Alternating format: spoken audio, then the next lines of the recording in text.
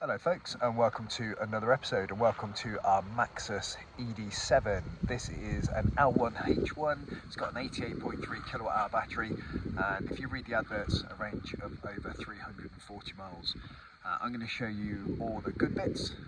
There's not many, and I'm going to talk you through the bad bits. There are many, and ultimately I'll probably talk you out of buying one. So if you're thinking of buying one, you probably want to watch this, and I'm going to tell you really why you shouldn't. There's better alternatives.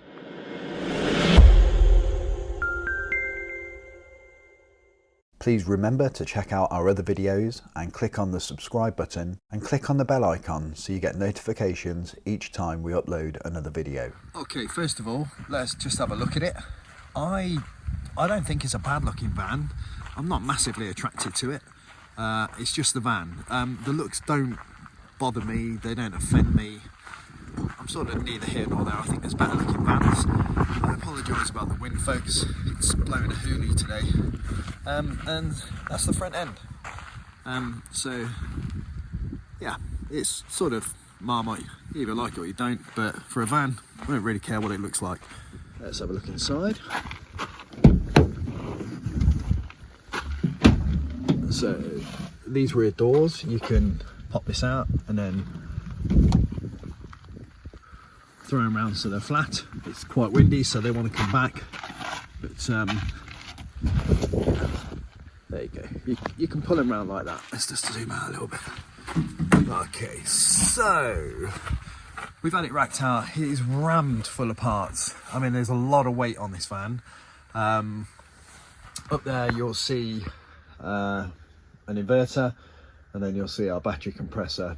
The jacks are just sat there. They actually stick to this floor, which is standard, quite well. I can just leave them like that and they won't move, which is quite refreshing. They actually live here, one there, and when I open the doors, they're just there ready for me to grab. So yeah, I quite like that. This floor seems to be quite hard wearing, but time will tell. Got some bits and bobs bolted to the bulkhead there, torque wrench, couple of big ratchet spanners which we use regularly on different jobs. But yeah, it's pretty much a van. Just give you a side door access. Again, I apologise about the wind, folks. That's a side view. This worth its weight in gold, especially during the winter. It's not cold yet. It's about 6 degrees today, but it's not really that cold. But in the winter, when it drops below zero, having hot water to dunk your hands in, that's nice. It is nice. Diagnostic tools up there. And anyway, I don't really need to tell you about what the inside of the van's like. But interestingly, we've still got a battery compressor in here. I'll get onto that later on and tell you why that's the case. I'll talk you through the good points first, because there's not many. First of all, the price. So we got this for about 30 grand, and that's a good price for a van that can carry this weight and has got this size battery. You won't get an ID Buzz for that. You might get an E Custom, a Transit E Custom, but that hasn't quite got the range of this.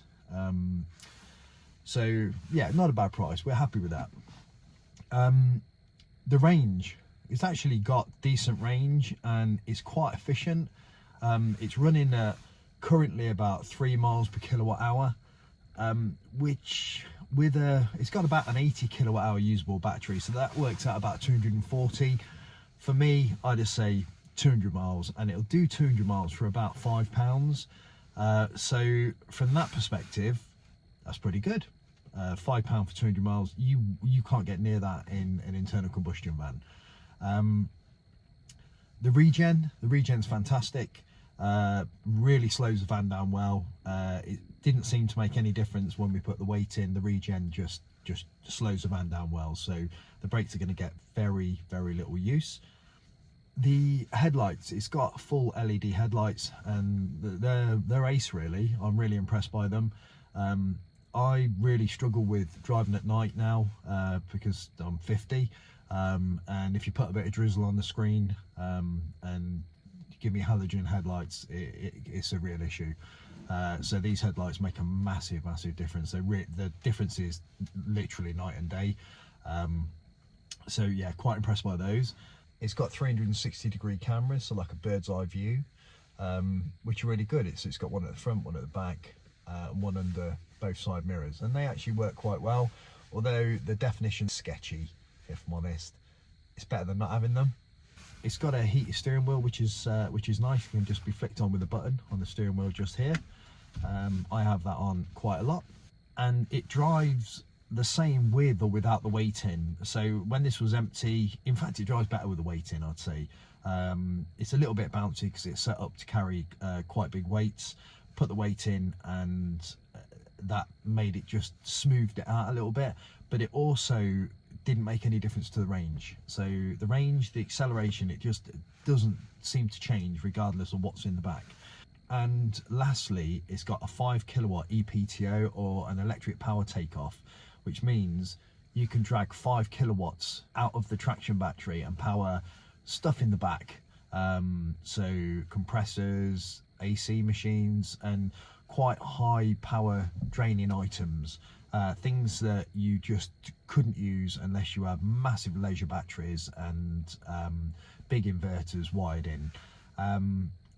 And that is pretty much about it. There's not really much else to say about it. It's a van, and as a van, it does its job okay. It does it quite well. It's got good range, good efficiency, and it do 200 miles for a fiver, carries the weight well, decent headlights. They're my main points.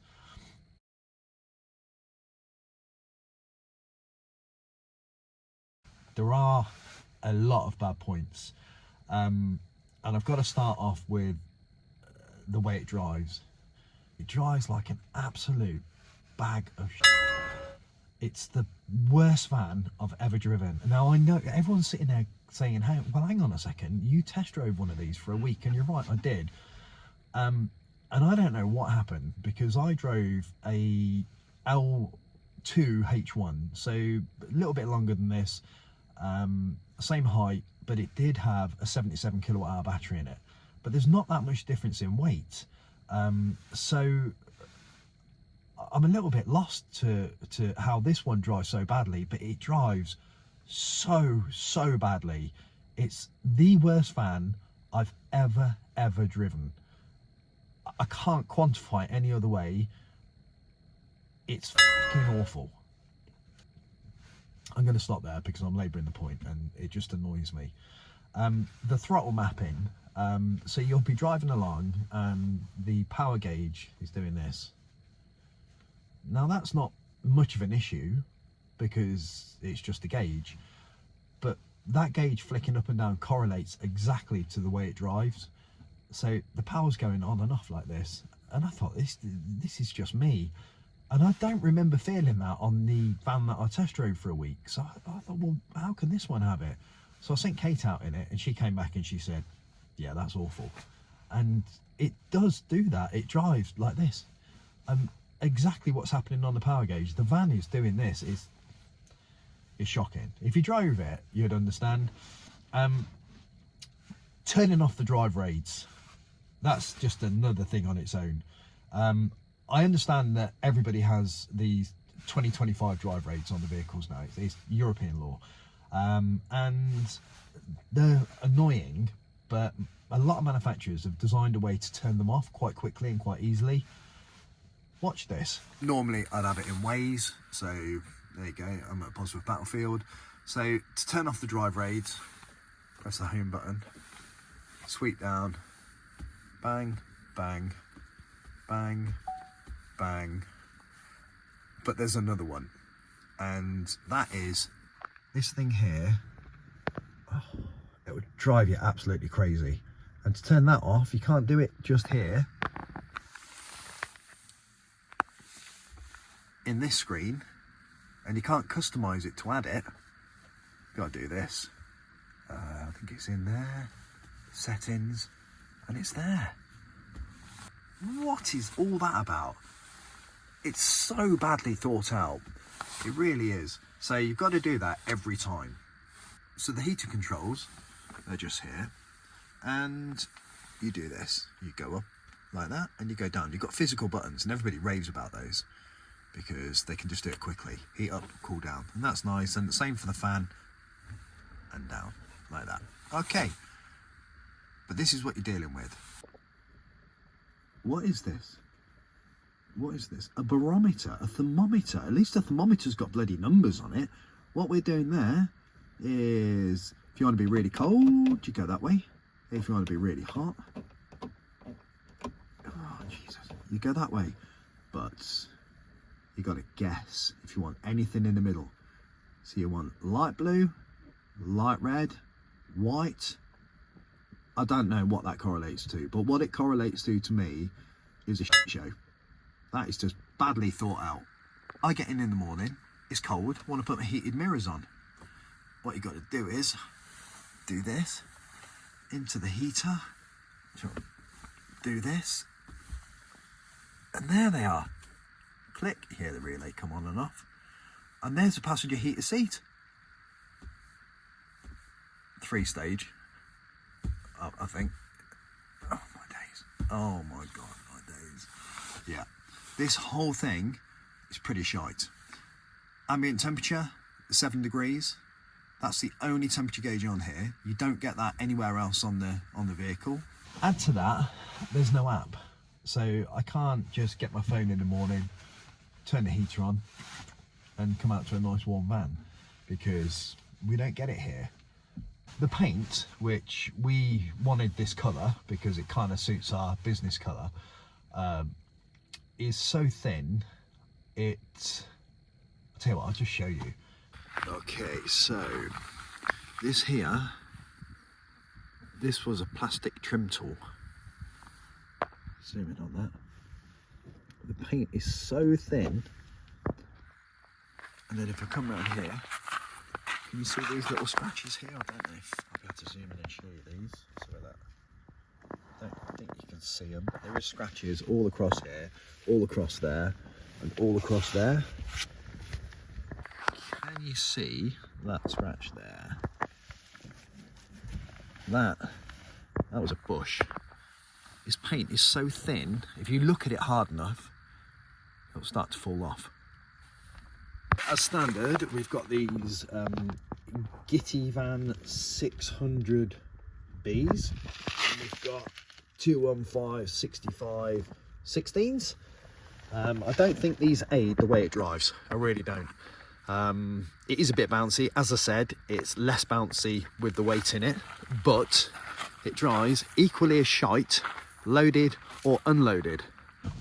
And my final point, and this is my biggest bugbear, the reason that we went with this over the Buzz and the E-Custom, the Transit E-Custom, is because it's got a 5 kilowatt EPTO. So that was like a selling point. So I could put pretty much any electrical consumer in the back and this will power it, no problem at all. Albeit AC machines, compressors, anything you can think of, fridge, kettle, coffee machine, no problems. So I spoke to the dealer before we picked it up and I said, I want that working, however it works, I need to know how it works, fill me in. And they couldn't. They said, oh, we don't know. I said, okay. So I took the van anyway and I kept handling them. They went quiet and they didn't get back to me. Anyway, eventually they did. They'd gone to Maxus and said, look, this guy wants to know how to do it. How do you get it powered up? And what they came back with was this. So I'm just overlaying now what I got sent. So what you've got to do is break open the power distribution module or power delivery module, wire in a cable that you have to buy from them, which gives you a plug. Well, I got no idea what that plug is, and then buy another cable that connects to that. I just assumed it'd have a commando socket that we could wire plugs onto, something really simple. No.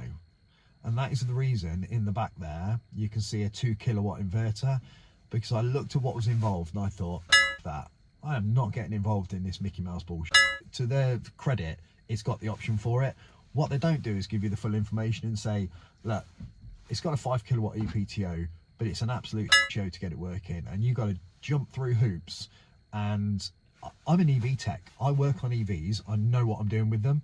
And even I looked at that and went, nah, not a chance. I just wire in an inverter. It's just easier.